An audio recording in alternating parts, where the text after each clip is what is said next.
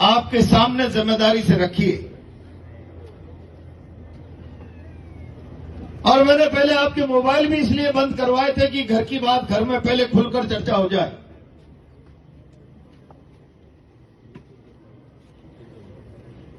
और सामूहिक चर्चा के बाद हम सारे लोग इस निष्कर्ष पर पहुंचे, सरकार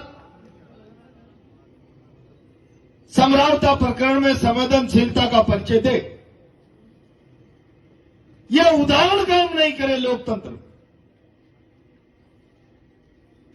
कि सरकारी हमला जनता पर हो जाए और न्याय की मांग का आवाज दब जाए, बल्कि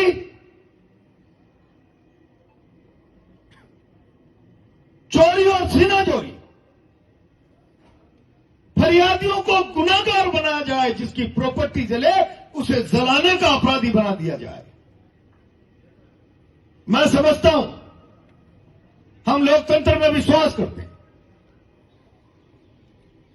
हिंसा में हमारा विश्वास नहीं, और इसीलिए हमने चौक के बरवाड़ा से लेकर नगर फोर्ट तक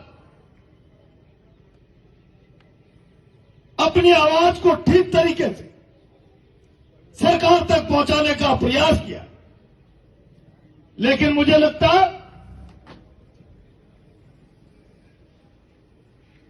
इस सरकार की मंशा समरावता प्रकरण में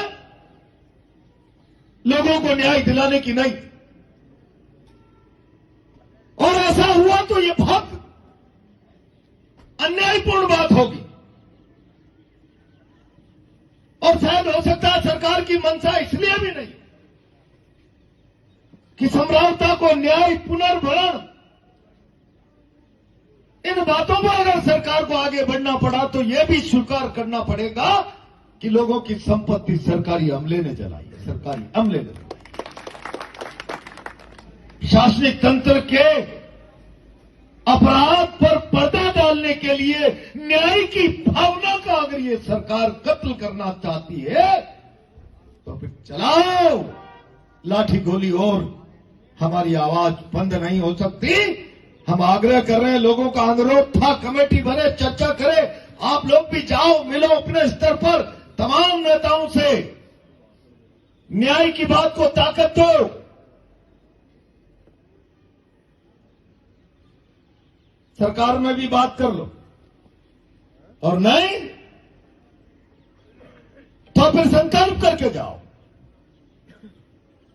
नगर फोर्ट, बुनियारा, चौक का बरवाड़ा शायद राजधानी से दूर था, और इसलिए सरकार के कानों तक आधा लाख लोगों की आवाज भी नहीं पहुंच पाई। तो हम सरकार के दरवाजे पर आकर हुंकार भरेंगे। 25 फरवरी को राजस्थान की विधानसभा का घेराव करेंगे। सब तैयार है? जाओ, गांव गांव में हलक जगाओ। अगर समरावता की न्याय की आवाज दब गई तो जुल्म का नया इतिहास लिखा जाएगा। फरियादी दोषी, अपराधी सुरक्षित। यह व्यवस्था केवल समरावता के लिए नहीं, सारे राजस्थान के लिए चुनौती है। और जो न्याय में विश्वास करता है, भरोसा करता है, लोकतंत्र के प्रति आस्था है, अन्याय के खिलाफ जिसके जहन में आ गए, उस पूरे राजस्थान को 25